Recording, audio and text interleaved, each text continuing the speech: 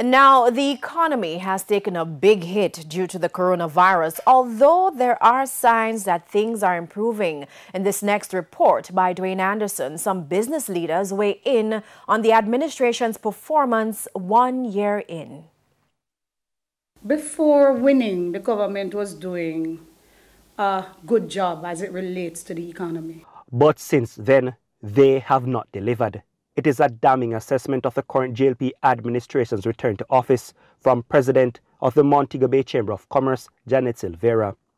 The business leader accepted that the state is facing challenges due to the pandemic, but reasoned that too many people are not sure of their next meal, and for that, the government must take some responsibility and look at their stewardship of the economy. The fact that our dollar is not worth much these days, we would want to see some type of stabilization in relation to this. When we go to the gas pumps, the gas prices have gone up. Buying food in the supermarkets, it has been extremely difficult for our members and their staff. Some of those struggling Jamaicans can be found here in the Maypen Market in Clarendon on a daily basis. Laureen Green Mason is the president of the Vendors Association in the parish capital. Persons are not able to produce at a cost that would impact us in a positive way. And these are the realities of the time. And I think they have handled things pretty well. Now, if this green image from election night in September 2020 signified the JLP's political strength, then this other green picture is evidence of the JLP's weakness in facilitating emerging industries over the last 12 months.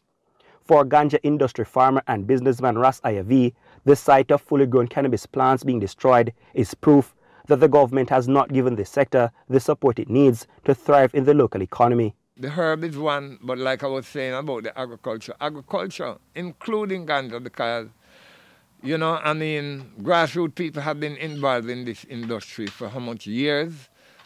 Ganja have been used to provide not only employment for rural areas especially, but as a source of income, have sent so many children to schools. In the more traditional tourism sector, many businesses had to adapt to stay afloat during the pandemic, but the lure of sand, sun and sea remained, and tourists continued to visit, albeit in smaller numbers. Negril Chamber of Commerce President Richard Wallace hailed the JLP administration for keeping the sector open. He said resort towns like Negril were saved by those decisions. Tourism can help to pull Jamaica out of this economic slump that we're in. I believe tourism is the easiest thing for Jamaica. I mean, God did all the work already. He created paradise for us and put us here. So all we have to do is to facilitate tourism. For the business leaders, a lot of what the government did and did not do in the last 12 months was because of the pandemic. But for them, it is now about putting the country on the road to economic recovery. Reporting for TVJ News, I'm Dwayne Anderson.